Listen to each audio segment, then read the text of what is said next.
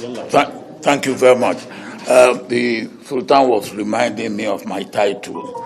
And those of you who have no caliphate title, now you're trouble. Now leave me JJ with my own.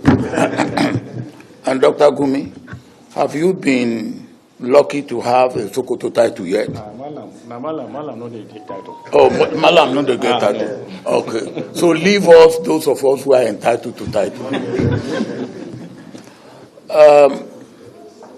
Bishop, I want to thank you and really express our gratitude for you bringing this type of interaction.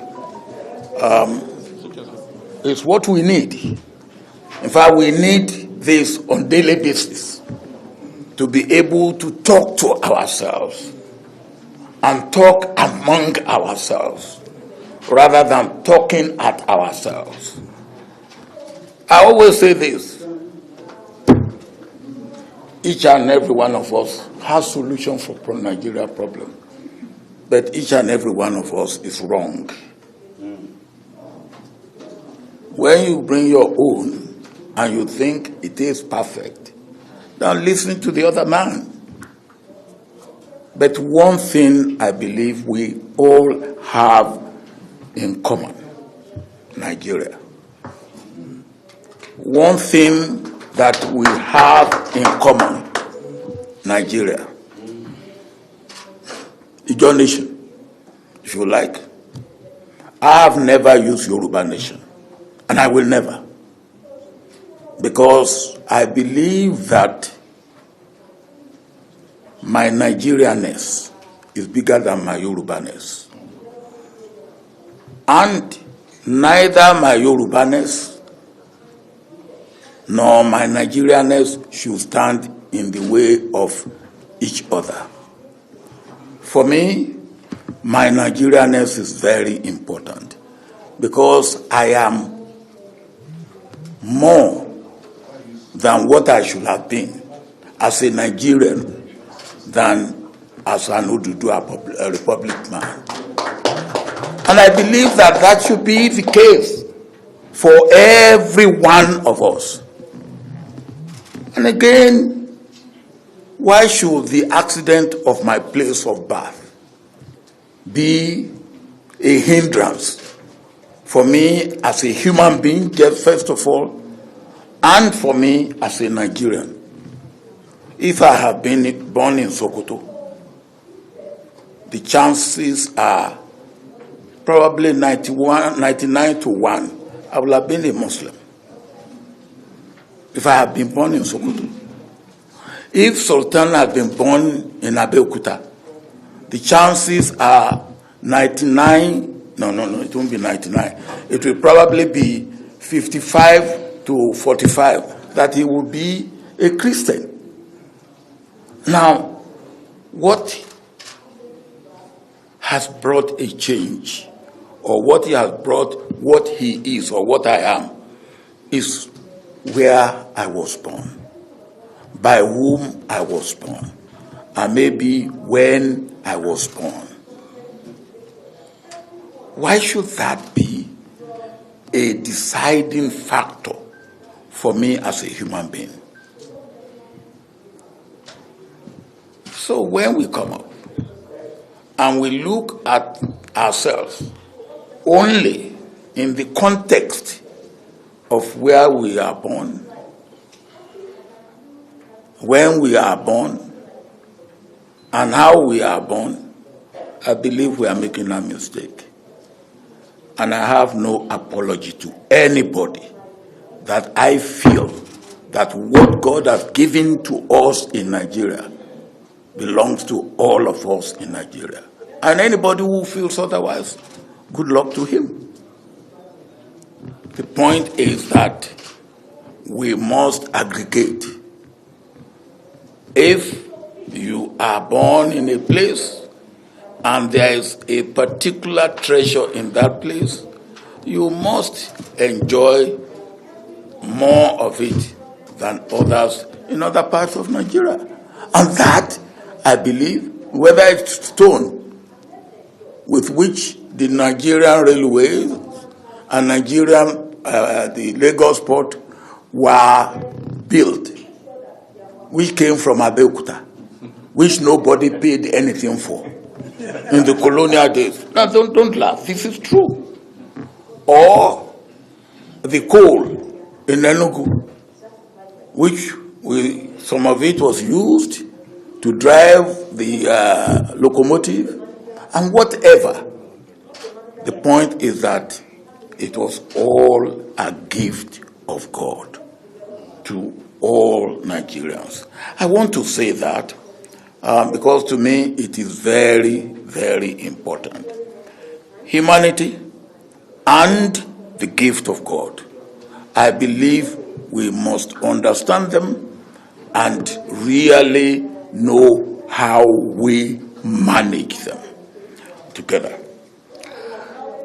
I want to talk more about domestic before I come to the external, which Akim talked about dropping the ball. I will come back to that. In domestic, it has been mentioned, and we all know it, the language with which we talk to ourselves. Somebody there said, oh yes, we know your thing and all that, but this one. Now that is an insult to me, with all due respect. I see that as an insult. And that is not the language of a well-bred, well-brought up person in an African society.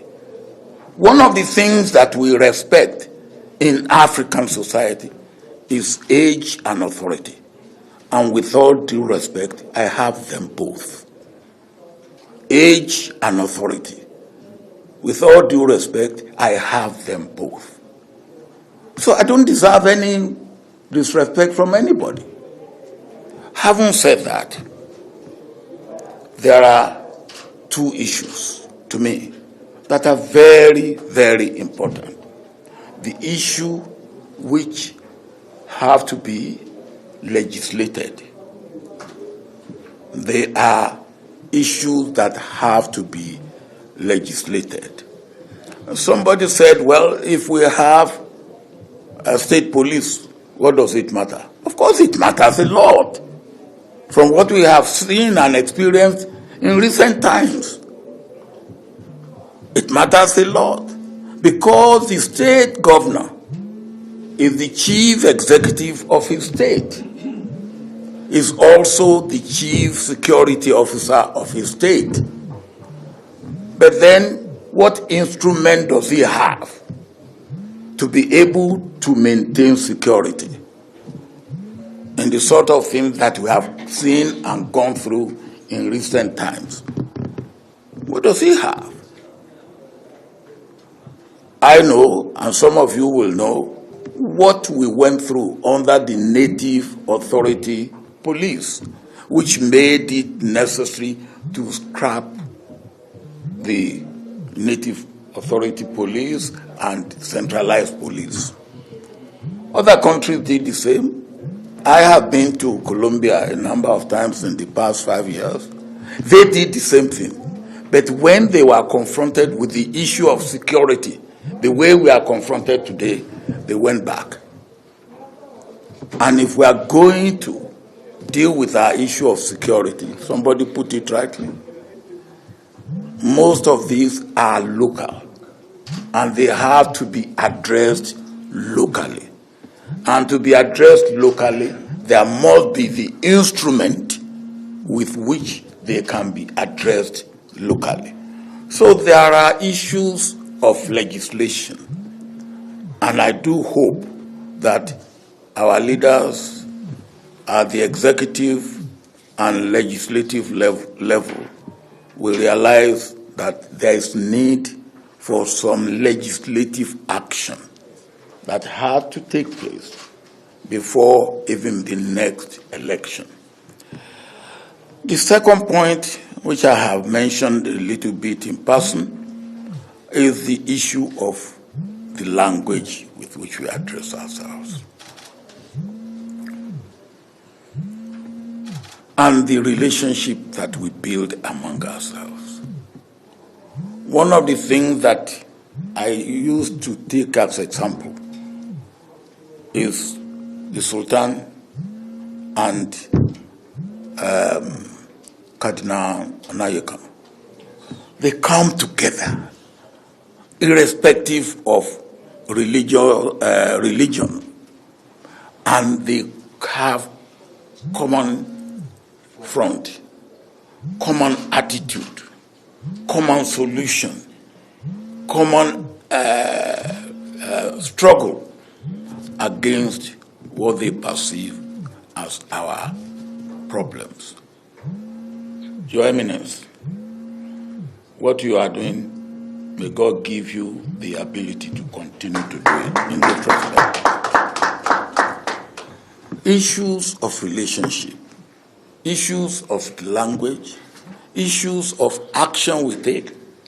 Professor Yusuf and Sheikh Gumi came to see me after Sheikh Gumi had gone to the bush to see those boys. I always refer to them as naughty boys.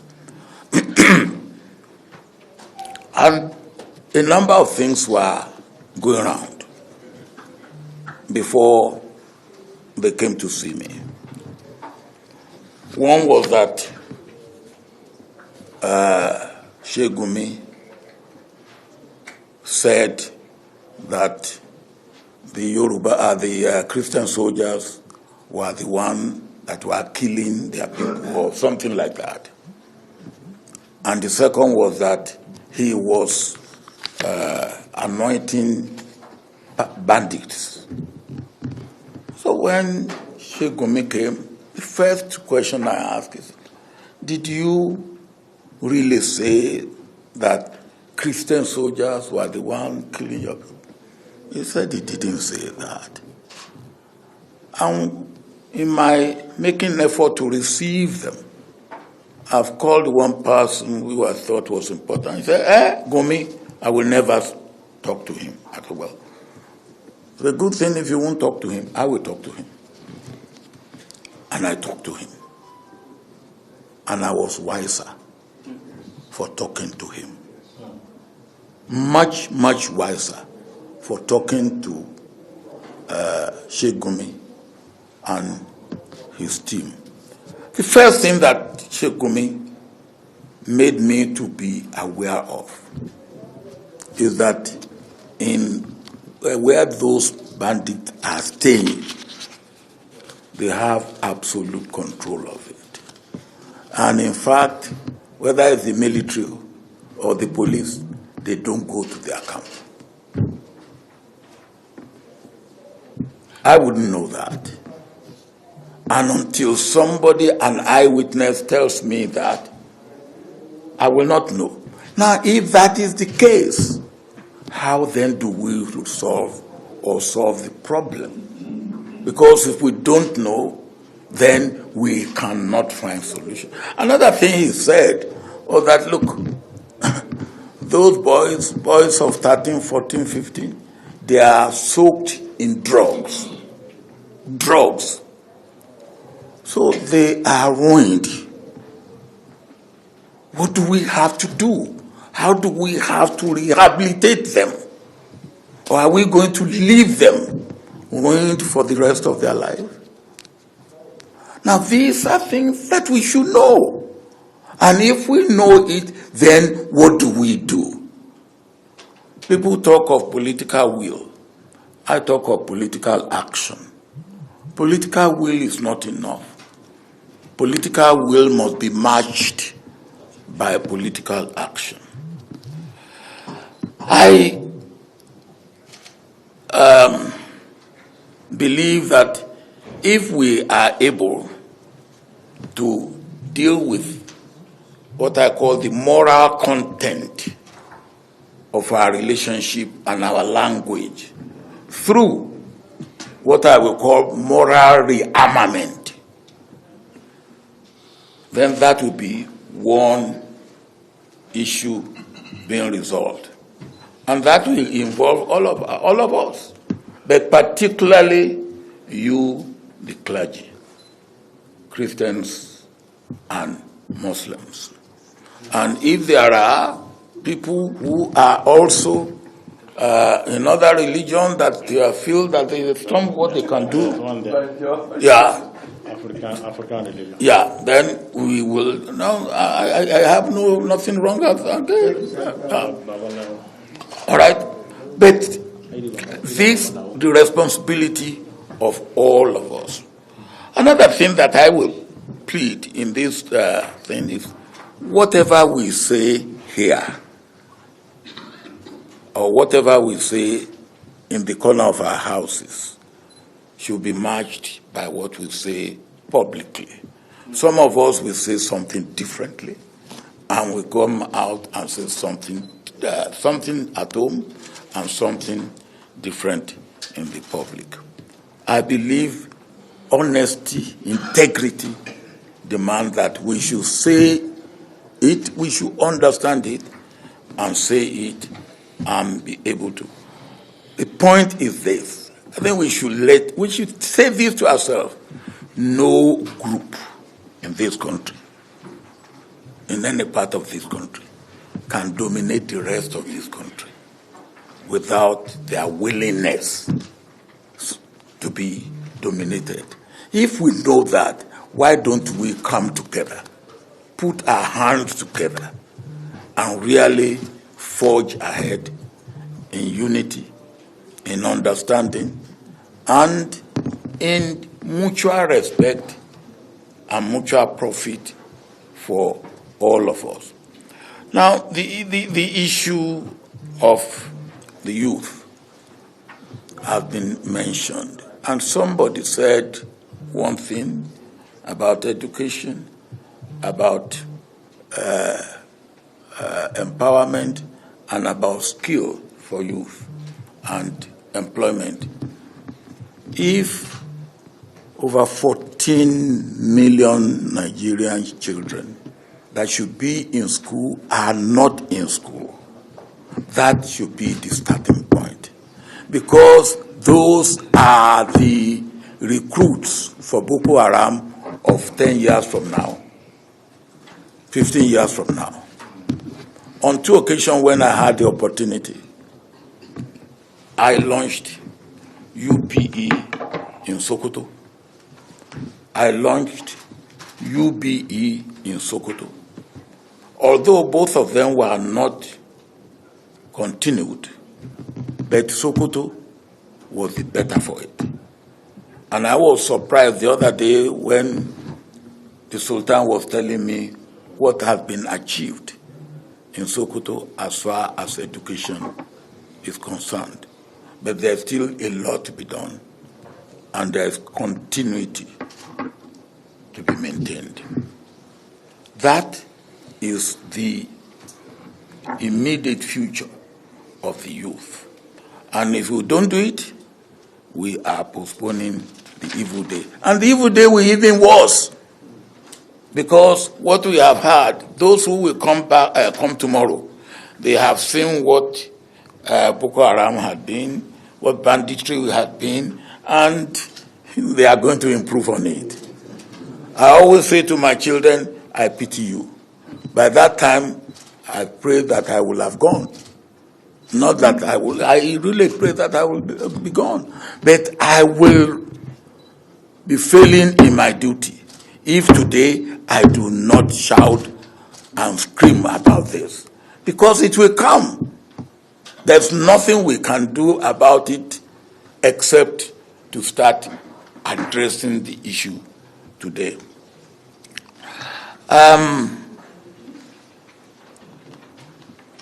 Whatever we have, legitimately or what, whatever is we acquired, to me, I believe is a gift of God.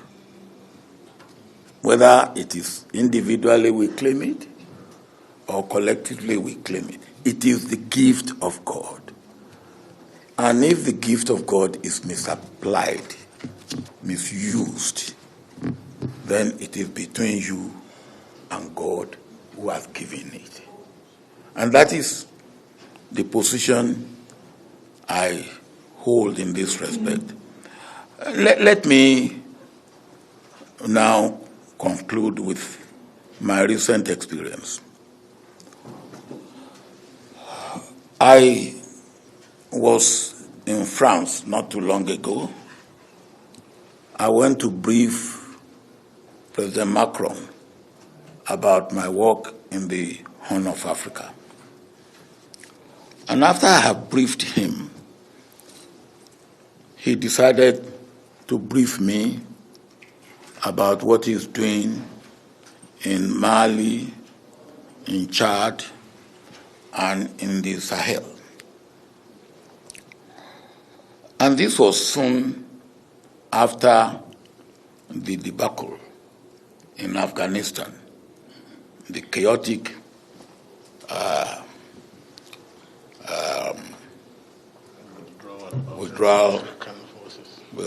withdrawal from Afghanistan. I must mention this. I was in Afghanistan 3 weeks before the withdrawal and the breakup, the collapse of Afghanistan. And President Ghani, who was kind enough even to have a banquet for me on that occasion, did not know that it would happen so fast and so quickly. It did. So President Macron was saying to me, look, I have solution for the problem of Mali and problem of Chad and the Sahel. I said, Mr. President, what is the solution? He said, I will train their soldiers. I will equip them strong enough to maintain security. Then I will withdraw. And I said, Mr. President, within 5 years you will go back. You say, why? I said, because you are relying on stick to solve the problem of Mali and Chad, whereas you need carrot and stick. And I have always said that about us here. The problem of Boko Haram will not go if all we are using is stick. We may suppress it, we may keep it down a bit, but it will not go. We have to bring carrot and stick together. So when I said this to President Macron, and I give my own country example, he said, oh, you are right, we have to rethink. So even France is now rethinking its policy in Mali, in Chad, and in the Sahel.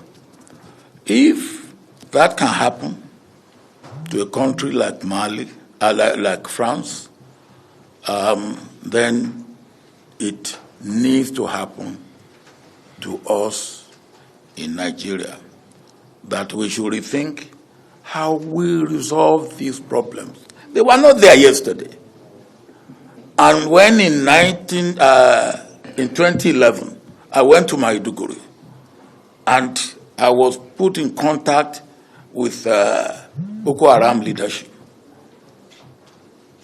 And I asked the man who was intermediating, what do you think is the foreign involvement with Boko Haram? And he said, maybe 10–15%. I said, how do you come to that? And he said, well, we know them, we know what they bring in, and the people, not much. And that time it would have been easy to deal with the issue of Boko Haram. Today, the foreign involvement is more than 50%. So it has grown beyond what we can say we deal with quickly. But then, there's still room for dealing with it. But somebody said, yes, we do not need the president, the governors, and the legislatures. We can assemble. Yes, we can assemble. We have assembled here. But there is the aspect of legislation that I have mentioned. We cannot legislate. We can assemble, we can meet, we can recommend, we can appeal, but we cannot legislate. And that is why we must go to them, we must carry them along, and the senator will say, "You're right." And he cannot do it alone. And it is also our responsibility to do what we need to do, to involve and to carry those who have responsibility to do what they need to do in the best interest of our country and our nation. Now I come and I end up drop the ball. Almost anywhere I go, people will say, well, Nigeria is not at the table. And that is the truth. Oh, yes, Nigeria is not at the table. About a week ago, I was coming from Gambia, where I've gone to observe the election on behalf of the Commonwealth. And when I got to Togo, Lomé, the president of Togo was waiting for me, and he took me to his house, where I met the former president of Niger, President Issoufou. And they sat me down and said this and that and this and that. Some of the questions they asked me, I cannot answer, because it borders on what they expect Nigeria to do, which they found Nigeria not doing. And how do I answer that? What do I say? So at the end I said, I hear you. And when I get home, I will see what can be done. But when I get home, I won't see anything. That's the truth. Because the truth is this. President Buhari has done his best. That is what he can do. If you expect anything more than what he has done and what he's doing, you are kicking a dead horse. And there's no need. So, if they pass all this into me and say this, what do I say? I say what I think I should say. I understand the point you are making. When I get home, then they will not let me go. But then, where do we go from here? We cannot fold our hands. I believe, and that is part of what we are doing here, and what I believe we must continue to do. How do we prepare for post-Buhari era? Buhari has done his best. My prayer is that God will spare his life to see his term through. But what do we have after Buhari? What should we do to make post-Buhari era better than what we have now? That is your responsibility.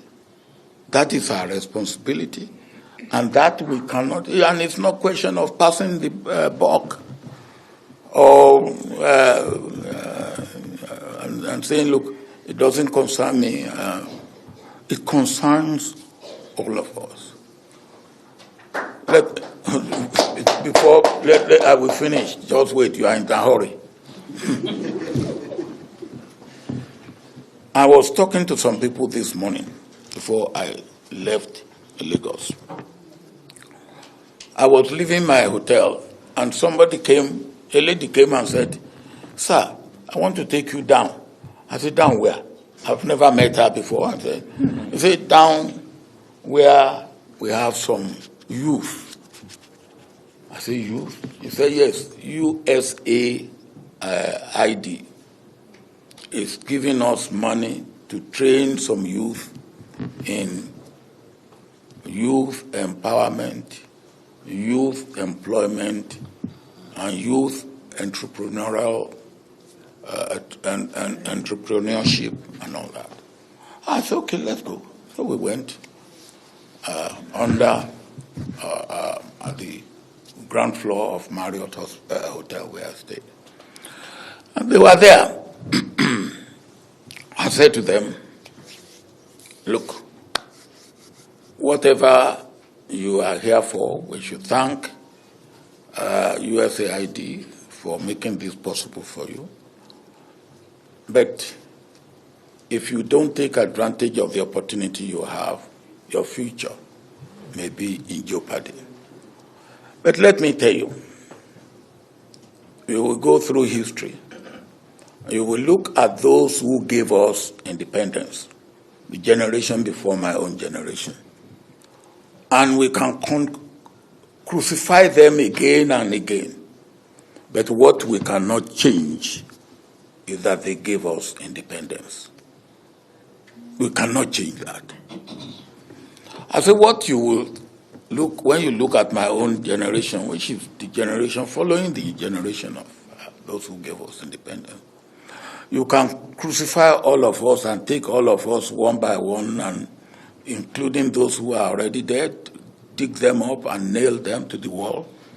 I said, "But one thing you cannot change is what that generation had done.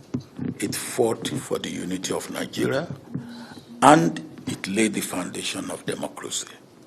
You cannot change that." I said, "But your own generation and the generation that is coming, that follows our own generation, you must be asking yourself, what will you do?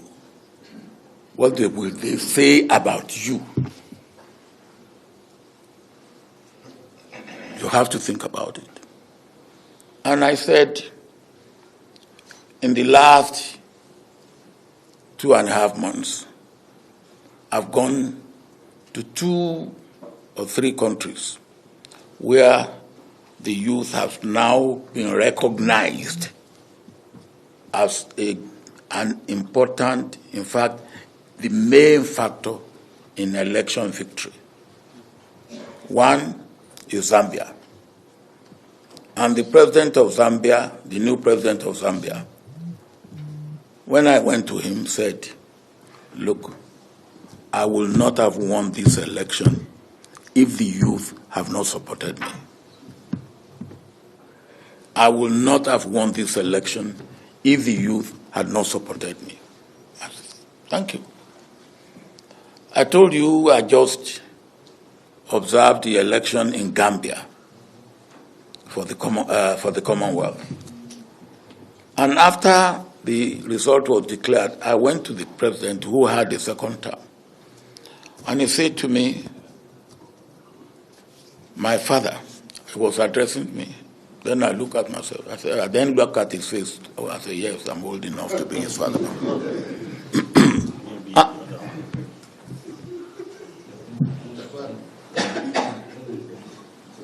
Your Eminence, I won't tell you what His Eminence said. That's soldier talk.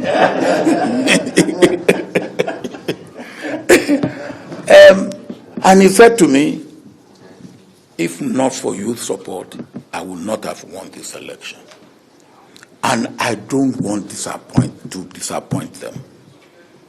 Sir, go and look for me what I will do, not to disappoint the youth. That is in Gambia. Then I left there. I went to Kenya. I wanted to brief President Uhuru Kenyatta about my work in the Horn of Africa, because Kenya is also part of the Horn of Africa. While I was waiting for the president to call me, Raila Odinga, who is the front runner in the coming Kenya election, came to me and said, "My brother, what will you do to help me?" I said, "Help you in what?" He said, "In the coming election."